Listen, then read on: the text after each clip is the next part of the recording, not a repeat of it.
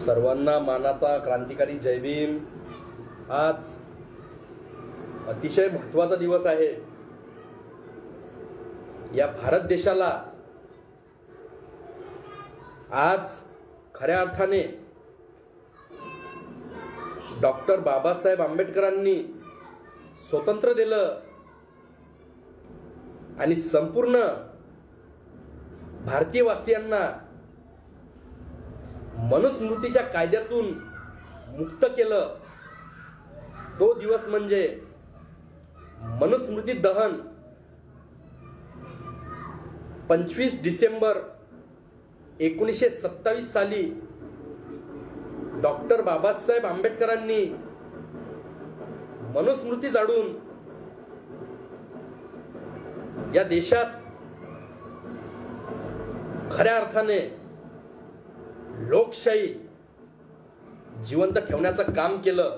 म्हणून आज मनुस्मृती दिनानिमित्त आणि स्त्री मुक्ती दिनानिमित्त सर्व भारतीयवासियांना हार्दिक हार्दिक शुभेच्छा। आणि महामानवाला,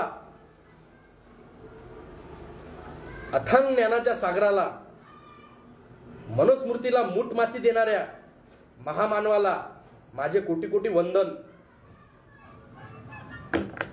डॉक्टर बाबासाहेब आंबेडकरांनी मनुस्मृती का जाळली हा प्रश्न अतिशय महत्त्वाचा आहे।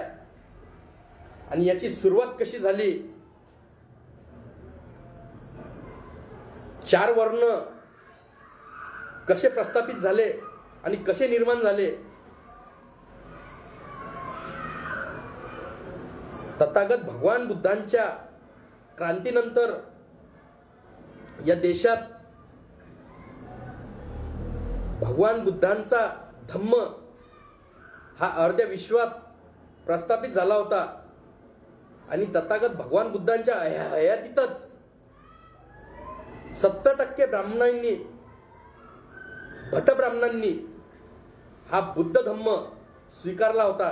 त्यामुळे ब्राह्मण धर्म हा नष्ट होण्याच्या मार्गावर होता। काही ब्राह्मणांनी तथागत भगवान बुद्धावर आरोप केले। भगवान बुद्धावर आरोप केले। हे आरोप करून तथागत भगवान बुद्धांचा विरोध करून शेवटी भगवान बुद्धांचे महापरिनिर्वाण झाले। भगवान बुद्धांच्या महापरिनिर्वाणानंतर या ब्राह्मण धर्माला खरं गाळण्याचं काम जर कोणी केलं असेल तर ते चक्रवर्ती सम्राट अशोकांनी। तथागत भगवान बुद्धांचा धम्म स्वीकारून संपूर्ण विश्वात बौद्ध धम्माचा प्रचार प्रसार केला आणि ब्राह्मण धर्माला स्वीकारणाऱ्यावर, ब्राह्मण धर्म प्रचार करणाऱ्यावर बंदी आणली। सम्राट अशोकांनी समतेचा, तथागत भगवान बुद्धांचा धम्म हा या विश्वात प्रस्थापित केला।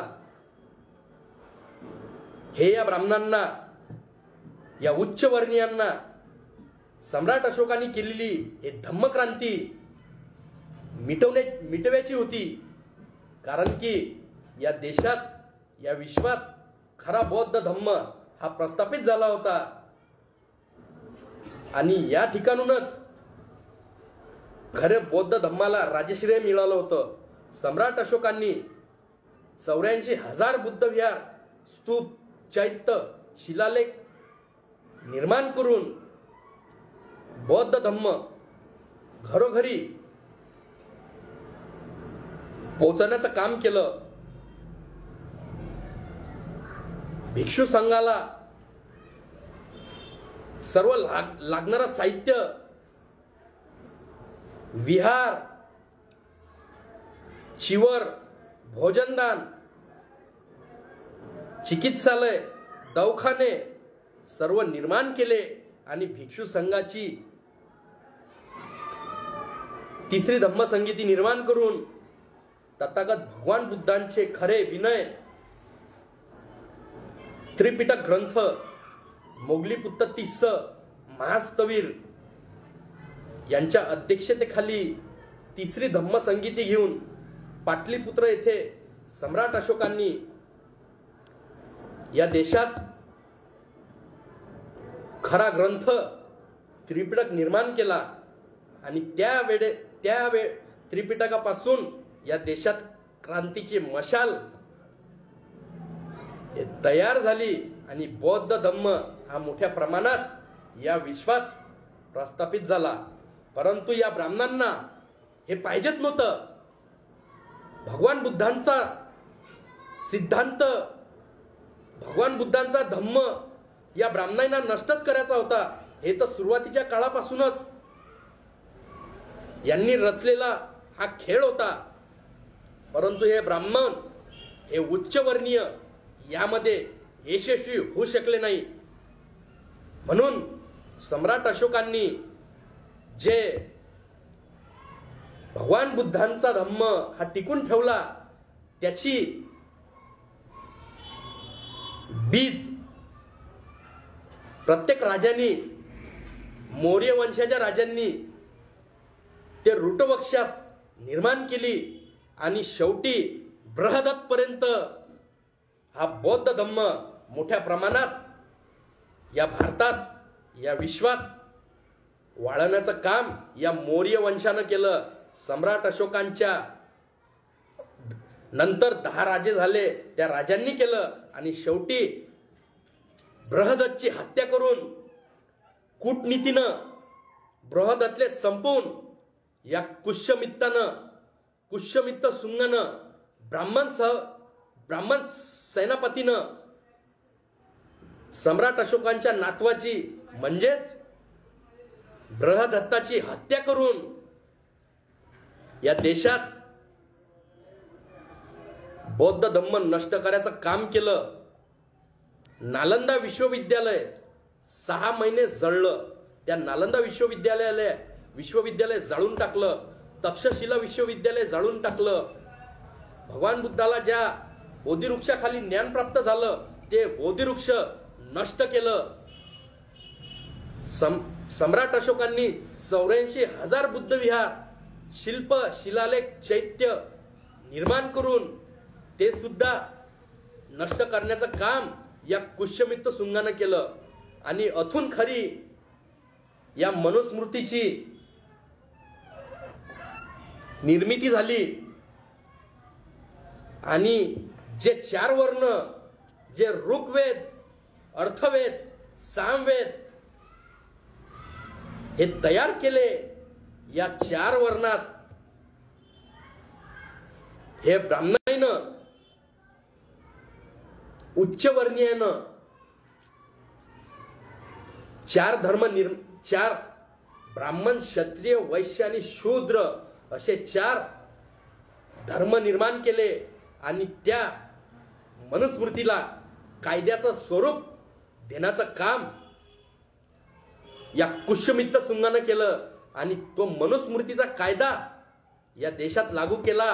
आणि तथागत भगवान बुद्धांचा धम्म हा नष्ट करून टाकला. जेवढेही बौद्ध धम्म अनुयायी होते या देशात, मोठ्या प्रमाणात बौद्ध धम्म होता. तो बौद्ध धम्म असणारे भिक्षू, उपासक, उपासिका यांची कत्तल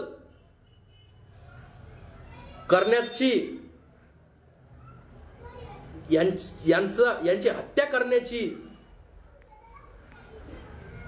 परमिशन, ऑर्डर या कुशमित्त सुंगानं दिलं. आणि या ठिकाणून बौद्ध धम्म अनुयायी भिक्षू संघ यांची कत्तल केली. भिक्षू संघाची जो कत्तल करीन त्याला 100 नाणी देण्याचं वचन या कुशमित्त सुंगानं केलं. या कूटनीतीच्या कुशमित्त सुंगानं हा बौद्ध धम्म खरा या मातीतून नष्ट करायचं काम केलं. आणि इथूनच या मनुस्मृतीला जीवनदान मिळालं. आणि 4 वर्णाची निर्मिती याच ब्राह्मणानं केली. म्हणजेच की या मनुस्मृतीमध्ये कुशमित्त संघाच्या इशाऱ्यावर मनूने हा कायदा लिहिला आणि तो कायदा इतका भयानक कायदा लिहिला की अक्षरशः बौद्ध धम्मातले जेवढे अनुयायी होते त्या सगळ्या बौद्ध धम्मातल्या अनुयायांना शूद्र एकदम अत्यंत नीच वागणूक दिली.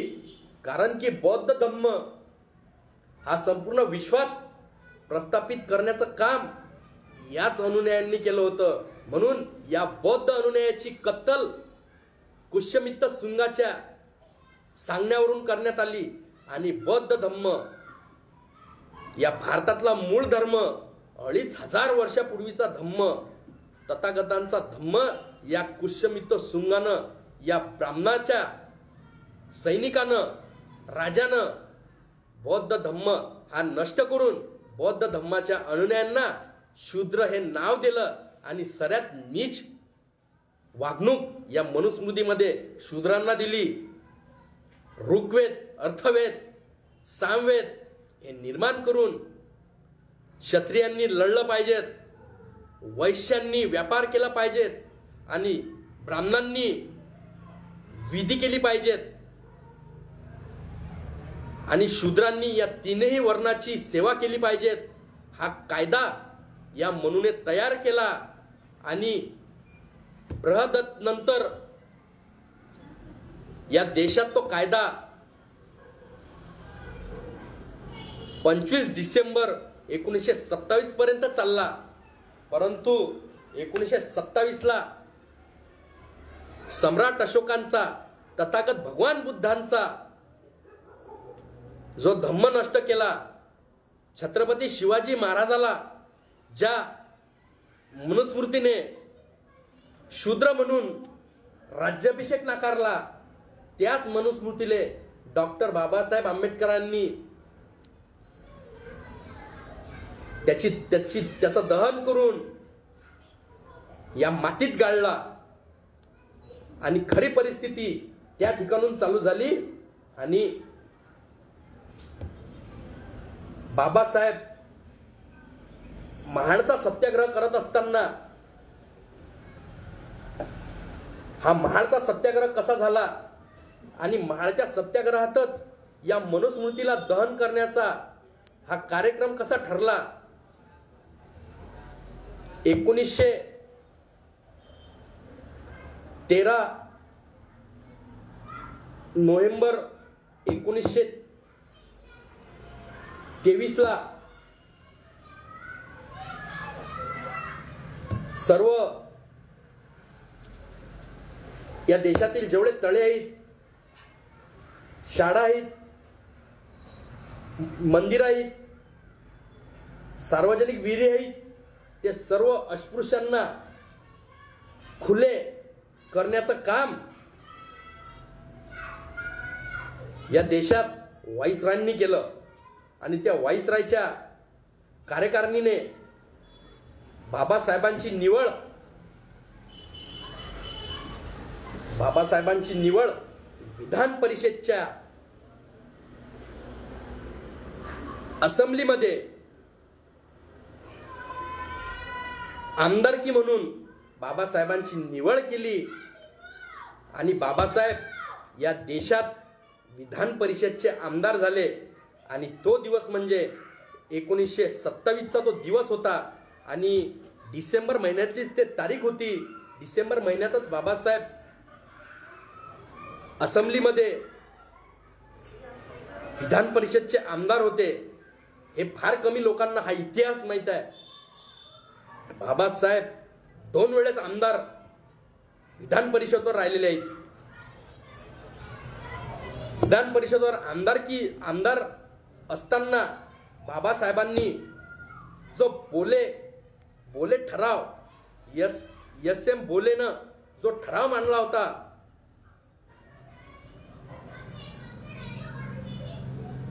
एस एम बोले कमिशननं ठराव मांडलेला, हा ठराव मुंबई विधिमंडळानं पास केला आणि त्याला बोले कमिशन हे नाव देण्यात आलं. आणि त्यावेळेस आजचा जिल्हा रायगड आणि त्यावेळेसचा कुलाबा जिल्हा या ठिकाणी चौदार तळ हे सार्वजनिक तळ आहे. हे प्रत्येक अस्पृश्यांना तळ खुल्लं करण्याचं काम भोले कमिशननं केलं आणि भोले कमिशनचा हा ठराव मांडण्यात आला. बाबासाहेबांची क्रांती हे दोन प्रकारची क्रांती होती. एक सामाजिक क्रांती आणि दुसरी कोर्ट कचेऱ्यातली क्रांती. या दोन क्रांतीचा अत्यंत महत्वाचा हा टॉपिक आहे. बाबासाहेब या टॉपिकवर आमदारकी विधान परिषद मध्ये जे बिल होतं ते बिल पास का होत नाही. 4 वर्ष झाले. 1923 ला भोले कमिशननं हे महाडचं 14 तळ्याचं तळ सर्वांसाठी खुल्लं केलं. सार्वजनिक तळ आहे म्हणून घोषित केलं. पण तरी सुद्धा माणसासारखे माणसं 4 वर्ष त्या पाण्याला हात लावत नव्हते. आणि त्या ठिकाणी ब्राह्मण उच्चवर्णीय लोक हे अस्पृश्यांना त्या तळ्याजवळ सुद्धा येऊ देत नव्हते. एवढी भयानक परिस्थिती या महाडमध्ये होती. म्हणून बाबासाहेबांनी हा ठराव स्वतःच्या जवळ घेतला आणि हा ठराव घेताना बाबासाहेबांनी हा कोर्टाचा लढा लढण्याचं काम केलं.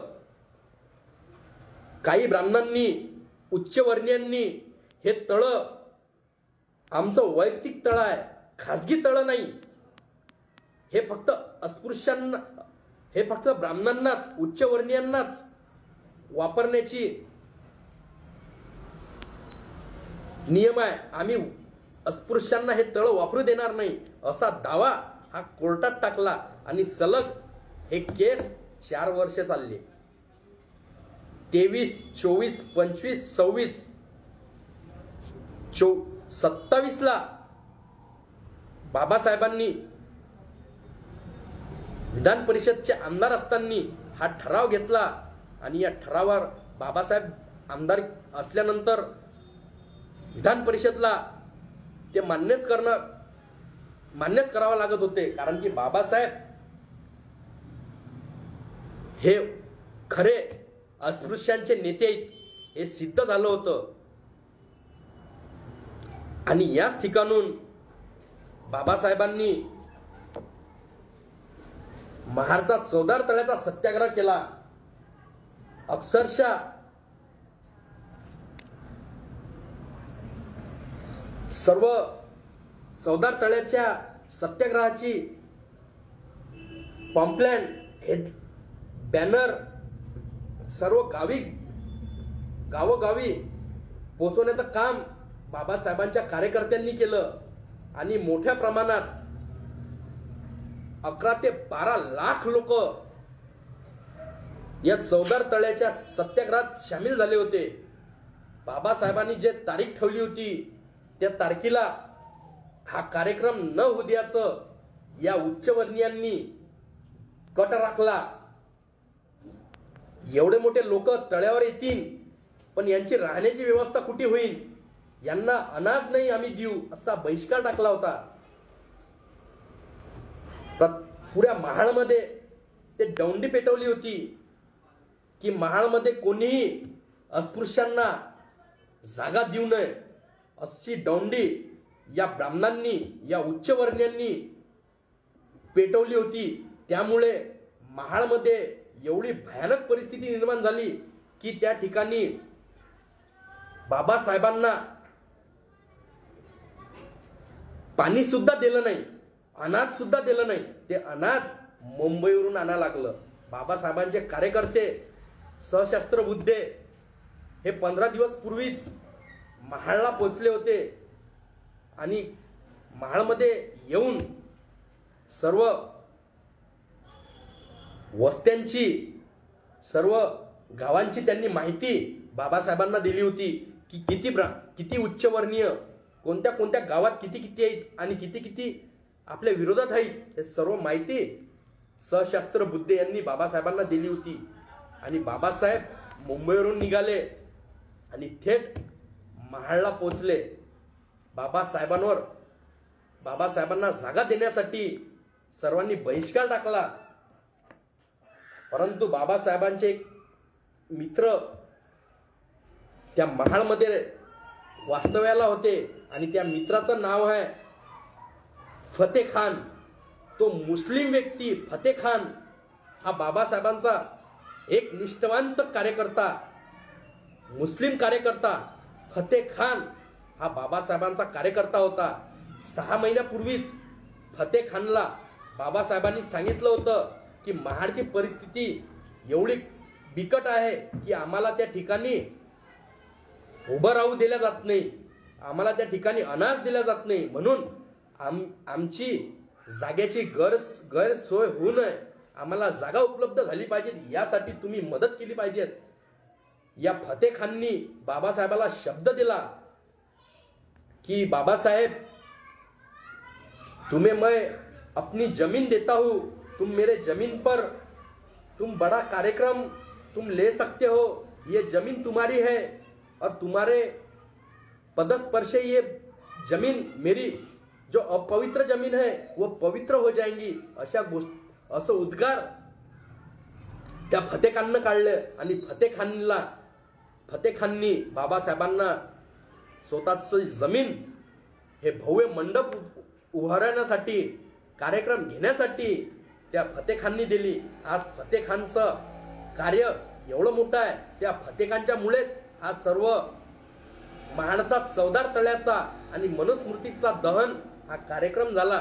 नाही तर एकही कोणता व्यक्ती बाबासाहेबांना जागा देण्यासाठी त्या ठिकाणी तयार नव्हता. परंतु हा फतेह खान, एक शूरवीर फतेह खान, बाबासाहेबांचा सैनिक आणि छत्रपती शिवाजी राजांनी निर्माण केलेला मावळा, त्या मावळ्यातला मुस्लिम मावळ्यातला हा सैनिक म्हणजे फतेह खान होय.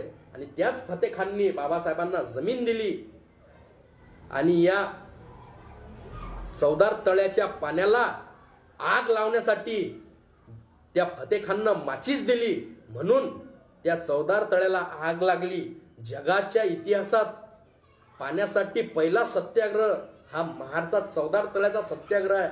आणि ते सत्याग्रह यशस्वी करण्यात 2 व्यक्ती स्वतः बाबासाहेब त्या व्यक्तीचं कौतुक करतात. एक व्यक्ती म्हणजे सशस्त्र बुद्धे, जो 15 दिवस पहिले येऊन उपस्थित झाला होता, आणि दुसरा म्हणजे फतेह खान मुस्लिम नावाचा व्यक्ती. याचा बाबासाहेबांनी गौरव केला आणि बहिष्कृत भारतमध्ये या दोघांचे धन्यवाद व्यक्त केले. बाबासाहेबांना फतेह खाननी जागा दिली म्हणून हा कार्यक्रम यशस्वी झाला. परंतु फतेह खानच्या घरी या उच्चवर्णीयांनी घेरावा टाकला की तुम्ही बाबासाहेबांना जागा कशी देता, ते आम्ही बी पाहतो.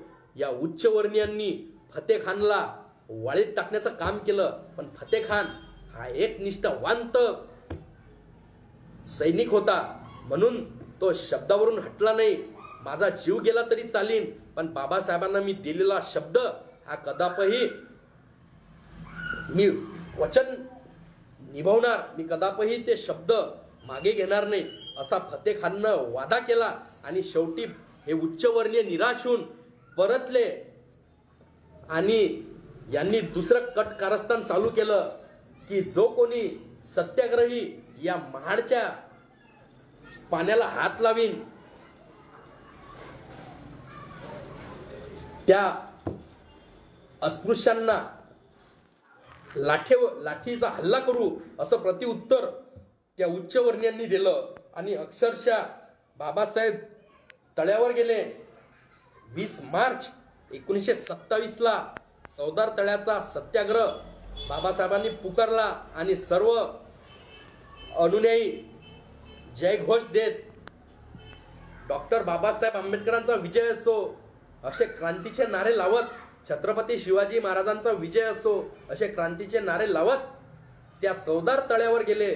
आणि त्या चवदार तळ्याचं पाणी सर्वांनी पाषण केले, सर्वांनी आपल्या आंजोळीत घेतले. सर्वात पहिले बाबासाहेबांनी घेतले, त्यानंतर सशस्त्र बुद्धे, टिपणीस, अनंत चित्रे या सर्वांनी, सर्व अनुनयांनी दादासाहेब गायकवाड,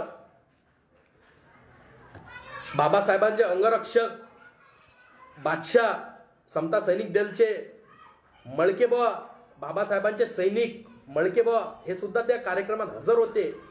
आणि सर्व भीम अनुयायी, सर्व जनता, या सर्व जनतेने त्या चवदार तळ्याला प्राशन करून चवदार तळ पवित्र केलं. परंतु ब्राह्मणांनी अफवा उडवली की शूद्रांनी तळ अपवित्र केलं. शूद्र कोण? तर खुद्द बाबासाहेब आंबेडकर. अरे शूद्र आणि अपवित्र केलं.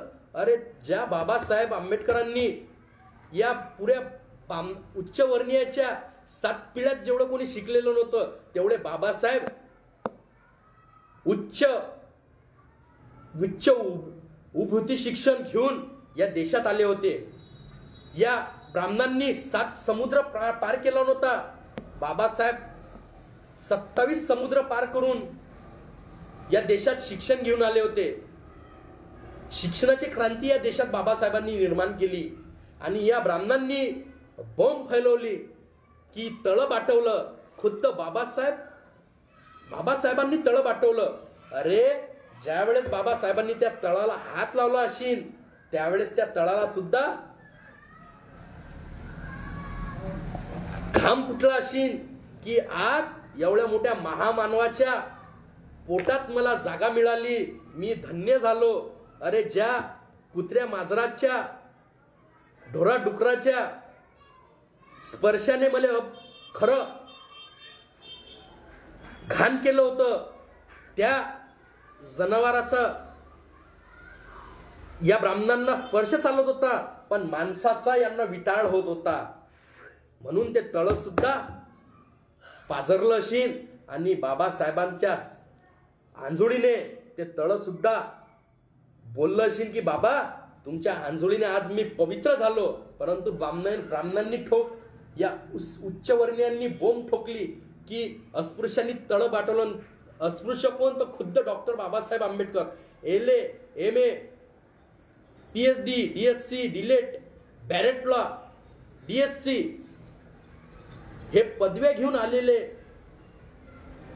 महाक्रांती सूर्य, त्या महाक्रांती सूर्याला या ब्राह्मणांनी बोंब ठोकली की अस्पृश्यांनी तळ बाटवलं. खुद्द बाबासाहेब अस्पृश्य असल्यामुळे बाबासाहेबांना या ठिकाणी अक्षरशः मारण्यात आलं. जेवणात खाण्यात या उच्चवर्णीयांनी माती टाकली. सर्व अस्पृश्यांना त्या ठिकाणी लाट्या काट्याने मारलं, महिलांना मारलं. आणि त्या ठिकाणून बाबासाहेबांनी खरा निश्चय केला की यानंतर मी हिंदू धर्मात कदापही राहणार नाही. हिंदू धर्माचा मी त्याग करतो. आणि त्याच दिवशी बाबासाहेबांनी शपथ घेतली की ज्या कायद्यावर हा उच्चवर्णीय चालते तो कायदाच मी जाळून टाकतो. हा कार्यक्रम बाबासाहेबांनी आखला आणि त्याची तो क्रांतीस्तंभ महाडमध्ये जो क्रांतीस्तंभ आज उभा आहे त्या क्रांतीस्तंभात मनुस्मृतीची दहनभूमी तयार करण्यात आली. त्या दहनभूमीत सर्व अस्पृश्य आणि विशेष म्हणजे की साधू, जेवढे साधू होते ते साधू सुद्धा त्या ठिकाणी उपस्थित होते. आणि दहनभूमी त्या ठिकाणी तयार करण्यात आली. त्या दहनभूमीत पॅन्डल टाकला, खोल गड्डा केला, चारीकडून बॅनर लावले, मनुस्मृती नष्ट करो, ब्राह्मणवाद गाळो, डॉक्टर बाबासाहेब आंबेडकरांचा विजय असो, असे ते बॅनर लावण्यात आले चारीकडून. आणि खोल 6 फुटाचा गड्डा करण्यात आला. दुसरा एक गड्डा 2 फुटाचा करण्यात आला. त्या गड्ड्यात चंदनाचे लाकडं टाकण्यात आले. आणि त्या लाकडावर सगळे साधू संतांचे ज्यांनी निश्चय केला होता, जे अस्पृश्य होते, ज्या साधू संतांना हे उच्चवर्णीय जसं संत तुकाराम महाराजांना तपलीक देत होते तशी तपलीक या अस्पृश्य साधू संतांना देत होती, म्हणून त्या साधू संतांना सुद्धा निर्णय घेतला होता. त्यांनी वस्त्र, हातातले कडे, माळा, धागे दोरे, केस सगळे त्या मनुस्मृतीच्या दहन खड्ड्यात टाकले आणि काळ्या रचण्यात आल्या. काळ्या रचून त्यावर हा ब्राह्मणांचा पवित्र ग्रंथ हा मनुस्मृती ठेवण्यात आला आणि एक एक पान फाडून बाबासाहेबांनी छत्रपती शिवाजी राजांचे नारे देऊन, आणि याच ठिकाणी मी काऊन हा ग्रंथ जाडतो, मला दुसरं ठिकाण मिळालं असतं, मी भारतात कुठेही मनुस्मृती जाळली असती, परंतु याच ठिकाणी मी यासाठी जाडतो कारण की हे भूमी, हा महाड, हा कुलाबा जिल्हा माझ्या छत्रपती शिवाजी राजाच्या पदस्पर्शाने पावन झालेली भूमी आहे. आणि त्याच शिवाजी राजाचा राज्याभिषेक या उच्चवर्णीयांनी नाकारला होता. शूद्र म्हणून राजाचा राज्याभिषेक नाकारणारी, अरे पैदाईस या भारतात जर पैदा अशीन तर ते मी खपून घेणार नाही, म्हणून याच्या छाताळ्यावरच जती आमच्या राजाचा राज्याभिषेक नाकारला ततीच आम्ही जातो आणि ततीच हा मनुस्मृतीचा ग्रंथ जाडतो, असे बाबासाहेबांचे वचन होते. म्हणून बाबासाहेबांनी महाड जिल्हाच निवडला आणि महाडच्या पायथ्याशी दहनभूमी तयार केली. आणि विशेष म्हणजे की ते मनुस्मृती ब्राह्मणाच्याच हातातून जाळली, उच्चवर्णीयाच्याच हातातून जाळली, कोणत्याही अस्पृश्याच्या हातातून ते जाळली नाही. ते ग्रंथ जाळणारे, तो मनुस्मृतीचा ग्रंथ जाळणारे, तो ब्राह्मणाचा पवित्र ग्रंथ जाळणारे नीलकंठ आणि सशस्त्र बुद्धे, अनंत चित्रे हे बाबासाहेबांचे उच्चवर्णीय, बाबासाहेबांचे निष्ठावंत कार्यकर्ते होते. आणि या कार्यकर्त्यांच्या हस्ते आणि जे साधू संत त्या ठिकाणी उपस्थित होते त्यांच्या हस्तेच हा मनुस्मृतीचा ग्रंथ बाबासाहेबांनी 25 डिसेंबर 1927 ला जाळून या देशाला खरं मुक्त करण्याचं काम केलं. आणि हा उच्चवर्णीयाचा पवित्र ग्रंथ बाबासाहेबांनी मातीत गाळून टाकला. आणि त्या ठिकाणून 22 वर्षाने बाबासाहेबांनी या देशाला नवीन एक ग्रंथ दिला. त्या ग्रंथाचं नाव आहे भारतीय संविधान. आणि त्या भारतीय संविधानाच्या माध्यमातून ज्या अस्पृश्यांना चालण्याचा, बसण्याचा, बोलण्याचा, पाण्याला स्पर्श करण्याचा, रस्त्याने चालण्याचा, ग्रंथ ऐकण्याचा, अनाज उपलब्ध करायच्या बाबतीत, धन जमा करण्याच्या बाबतीत हा कायदा त्या मनुस्मृतीत तयार केला होता. आणि जो भगवान बुद्धांचा हा बौद्ध धम्माचे जे अनुयायी होते ते या मनुस्मृतीत या मनुने शूद्र केले आणि सगळ्यात खालचं त्यांना स्थान देण्यात आलं. परंतु बाबासाहेबांनी 25 डिसेंबरला हा ग्रंथ खरा नष्ट करून सम्राट अशोकांची क्रांती पुन्हा निर्माण करायचं काम बाबासाहेबांनी या देशात केलं. म्हणून आजचा दिवस हा महत्वाचा दिवस आहे. बाबासाहेबांनी जे संविधान निर्माण केलं ते संविधान 22 वर्षानंतर बाबासाहेबांनी निर्माण केलेलं संविधान आहे. बाबासाहेबांनी याच दिवशी मनुस्मृती दहनच्याच दिवशी निश्चय केला होता की यानंतर मला हिंदू धर्मात राहायचं नाही. हिंदू धर्माले मी आज मुठमाती देतो. ज्या हिंदू धर्म जो हिंदू धर्म आहे, जो हिंदू धर्म या ग्रंथाच्या माध्यमातून चालते, या ग्रंथाच्या तत्वावर चालते, त्याच ग्रंथाला मी आज जाळून टाकतो. आणि खरं बुद्धाचा सिद्धांत मी आजपासून 25 डिसेंबर पासून निर्माण करतो. आणि बाबासाहेबांनी ते संकल्प पूर्ण करून दाखवले.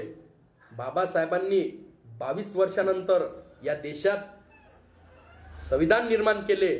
26 नोव्हेंबर 1949ला बाबासाहेबांनी संविधान डॉक्टर राजेंद्र प्रसाद संविधानाचे अध्यक्ष यांना सुपूर्द केले. त्यावेळेस 7 ते 6 जण बाबासाहेबांच्या सोबत संविधान सुकृत करताना उभे आहेत. आणि ज्या वेळेस बाबासाहेबांनी संविधान स्वीकारून त्यावर सगळे चर्चा, वादविवाद, त्यावर उत्तर प्रतिक्रिया देऊन कसा स्वीकार केला, 292 खासदार आणि 100 बॅरिस्टर लोकांना बाबासाहेबांनी कसं उत्तर दिलं, हे म्हणजे आज विचार करायची गोष्ट आहे की एवढ्या 100 बॅरिस्टर आणि 292 खासदारात बाबासाहेबांचे शब्द हे कसे सुवर्ण अक्षराने लिहिणारे शब्द होते ते त्या 292 खासदारांना जाणीव झाली. बाबासाहेबांनी घटना पहल केली, ते पायलट करून घेतली. त्यावर चर्चा विचर्चा, वादविवाद करून बाबासाहेबांनी ते घटना देशाला बहल केली. आणि बाबासाहेबांनी अत्यंत महत्वाचं भाषण हे संविधान घटना समितीत केलं.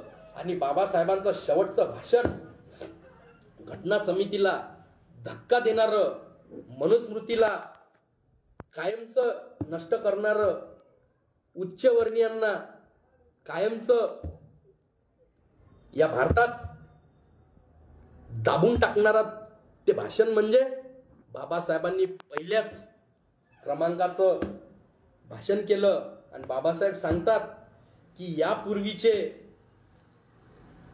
1950 पूर्वीचे जेवढे काही कायदे होते ते कायदे एका कलमात, एका अक्षरात, एका लेखणीत नष्ट करून टाकले. आणि ते एक आर्टिकल म्हणजे या संपूर्ण उच्चवर्णीयाचा हा ग्रंथ नष्ट करून टाकला. ते आर्टिकल म्हणजे आर्टिकल 13, अनुच्छेद 13. बाबासाहेबांनी या अनुच्छेद 13 मध्ये स्पष्टीकरण केलं की यापूर्वीचे 49 पूर्वीचे जे कायदे होते, कोणते कायदे होते तर मनुस्मृतीचे ते कायदे होते, रद्द. यानंतरच्या 49 पूर्वीचे जे कायदे होते ते एका कलमात, एका अनुच्छेदात रद्द, डायरेक्ट रद्द. आणि मनुस्मृतीचा ग्रंथ हा खरा हमेशासाठी रद्द करून टाकला. म्हणून हा इतिहास आपण नीट समजून घेतला पाहिजे. आज बाबासाहेबांनी संविधान निर्माण करून नेमकं काय केलं हे सर्व आपल्याला समजलं पाहिजे.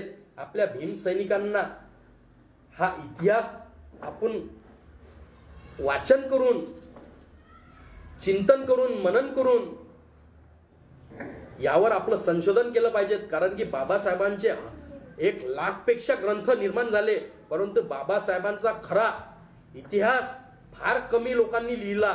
1940 मध्ये बाबासाहेबांचा इतिहास लिहिण्याचं काम केलं. त्यानंतर बाबासाहेबांचे ग्रंथ आले, चांगदेव खैरमुळेचे ग्रंथ आले, परंतु बाबासाहेबांचा खरा इतिहास हा नेहमी लपवण्याचं काम केलं. मी लवकरच बाबासाहेबांच्या ओरिजिनल इतिहास लिहिण्याचे प्रयत्न करणार.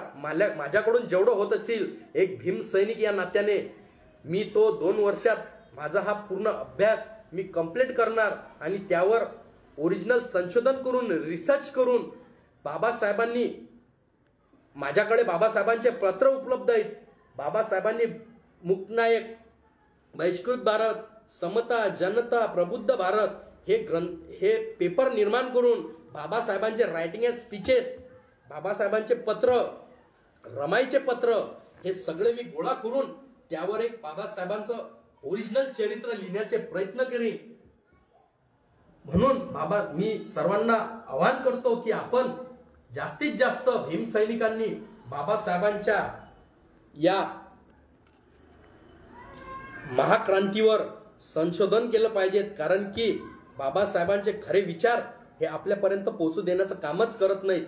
म्हणून आम्ही आजच्या दिवशी मनुस्मृतीला जाळून बाबासाहेबांनी जे 5000 वर्षापूर्वीची जे परंपरा होती ते एका मिनिटात एका कलममध्ये, एका अनुच्छेदमध्ये, आर्टिकलमध्ये बाबासाहेबांनी नष्ट केली. म्हणून कायद्यात एवढा पॉवर आहे, कायद्याचा अभ्यास आपण केला पाहिजे. फक्त घोषणा देऊन आमच्या बापानं संविधान लिहिलं, पण कसं संविधान लिहिलं हे सुद्धा आपण समजून घेतलं पाहिजे. म्हणून या ठिकाणी आज मी सर्व भीमसैनिकांना आवाहन करतो आणि आजच्या दिवशी स्त्रीमुक्ती दिवस आणि मनुस्मृती दहन दिवस, आजच्या दिवशी आज निर्माण झालेल्या या महान कार्याला मी महामानवाला सलाम करतो. अरे जगाच्या इतिहासातलं एकमेव असे महापुरुष, दुसरे महापुरुष या जगात होऊच शकत नाही की 22 वर्षानं या देशात एक मोठी क्रांती निर्माण केली आणि 5000 वर्षपूर्वीचा इतिहास हा मिटवण्याचं काम बाबासाहेबांनी केलं. जसं छत्रपतीने स्त्रीच्या पदराला हात लावला म्हणून अफजल खानाला टरटर फाळून टाकले. छत्रपतीने स्त्रीच्या पदराला हात लावला म्हणून अफजल खानाला टरटर फाळून टाकले. तसेच भीमरायांनी स्त्रियावर अत्याचार करणाऱ्या व महाराजांना शूद्र म्हणून त्यांचा राज्याभिषेक नाकारणाऱ्या ग्रंथाला दहन अग्नी देऊन छत्रपती शिवाजी राजांचा बदला हा डॉक्टर बाबासाहेब आंबेडकरांनी घेतला आणि तोही छत्रपती शिवाजी राजांच्या पदस्पर्शाने पावन झालेल्या भूमीत महाळ येतेच. म्हणून छत्रपती शिवाजी राजांचा आणि बाबासाहेबांचे काय नातं होतं हे आपण समजून घेतलं पाहिजे खऱ्या अर्थाने. आणि महापुरुषांचे विचार या देशात तुम्ही टिकून ठेवले पाहिजे एवढीच अपेक्षा करतो. आणि सम्राट अशोक सेनेच्या वतीनं सर्व देशवासियांना आज मनुस्मृती दहन दिनानिमित्त मी शुभेच्छा देतो आणि स्त्री मुक्ती दिनाच्या हार्दिक शुभेच्छा देतो. आणि या महामानवांनी जे महान कार्य केलं या महान कार्याला मी सम्राट अशोक सेनेच्या वतीनं कोटी कोटी वंदन करतो, कोटी कोटी वंदन करतो. जय भीम, जय शिवराय, जय शंभूराजे. शेअर करा.